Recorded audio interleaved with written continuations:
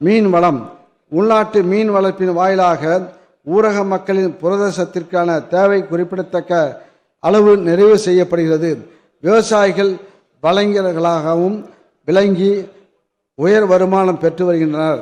கடந்த 5 ஆண்டுகளில் அரசு மீன் பண்ணைகளில் 48 கோடி மீன் குஞ்சுகள் உற்பத்தி செய்யப்பட்டு பொது நீர்நிலைகள், நீர்த்தேக்கங்கள் மற்றும் பாசன குளங்களில் இருப்பு செய்யப்பட்டுள்ளன. இதனால் உள்நாட்டு மீன் உற்பத்தி 1,75,000 டன்னிலிருந்து 2,67,000 டன்னாக அதிகரித்துள்ளது. அரசு மீன் பண்ணைகளின் உட்கட்டமைப்பு வசதிகள் மொத்தம் ரூபாய் 101 கோடி செலவில் மேம்படுத்தப்பட்டுள்ளன.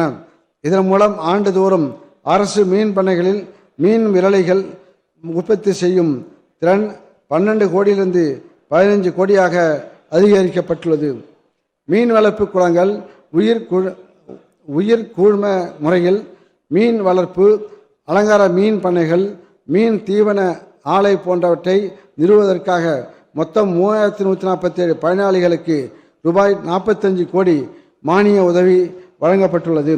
2025-26 ஆண்டில் மொத்தம் ரூபாய் 34 கோடி மதிப்பில் 1739 மீனவர்கள் மற்றும் மீன் வளர்ப்போருக்கு விவசாய கடன் அட்டைகள் வழங்கப்பட்டுள்ளன.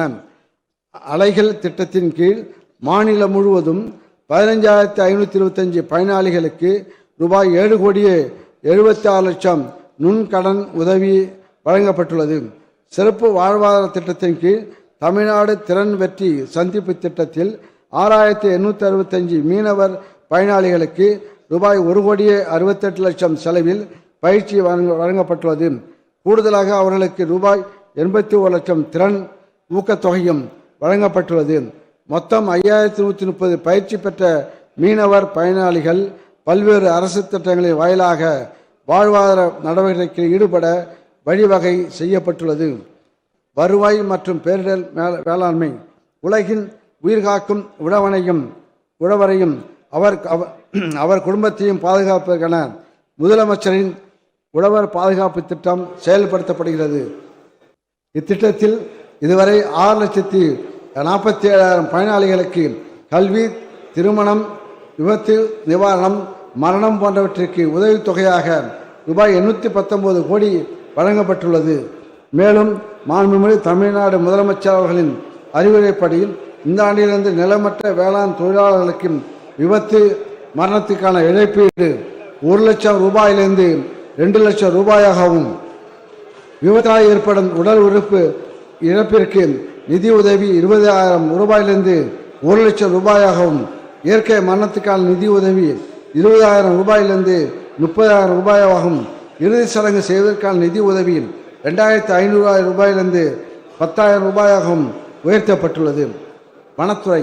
தமிழ்நாட்டில் மரங்கள் மற்றும் வனப்பரப்பினை 33% கொண்டு வர உறுதி பூண்டுள்ளது நம் அரசு.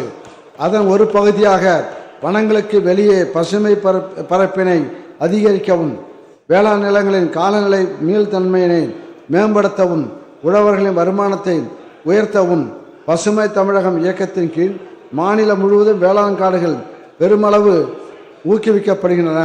கடந்த 5 ஆண்டுகளில் மொத்தம் 3 கோடியே 24 லட்சம் மரக்கன்றுகள் உற்பத்தி செய்யப்பட்டு விநியோகிக்கப்பட்டு உள்ளன. 2,24,000 ஏக்கர் பரப்பு வேளாண் காடுகளின் கீழ் கொண்டு வரப்பட்டுள்ளது. கருங்காலி மரங்கள் வளர்ப்பதை ஊக்குவிக்க தமிழ்நாடு கருங்காலி மரங்கள் பாதுகாப்பு சட்டம் 1994 ஆனது 13/2/2025 பிறகு நீட்டிப்பு செய்யப்படவில்லை. இது தவிர வனவிலங்குகளால், குறிப்பாக காட்டு பன்றிகளால் ஏற்படும் பயிர் சேதத்திலிருந்து விவசாயிகளை பாதுகாக்கும் விதமாக காட்டு பன்றிகளை சுட்டுக் கொள்வதற்கான வழிமுறைகளை வகுக்கப்பட்டு செயல்பாட்டில் உள்ளன. இவ்வாறு வேளாண்மை உணவு நலத்துறையின் கீழ் செயல்படுத்தப்பட்டு வரும் ஒவ்வொரு திட்டமும் விவசாயிகளின் வருமான உயர்வு,